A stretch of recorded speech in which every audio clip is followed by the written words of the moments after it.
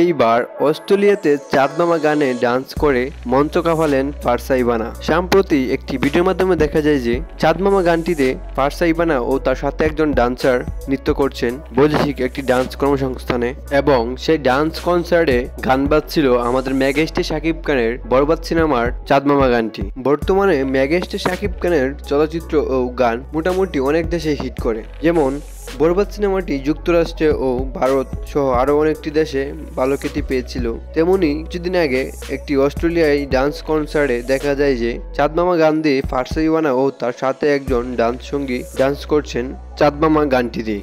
So guys, আপনি কি শাকিব খানের ফ্যান? যদি শাকিব খানের ফ্যান হয়ে থাকেন তাহলে ভিডিওটি লাইক করে চ্যানেলকে সাবস্ক্রাইব করে দিবেন।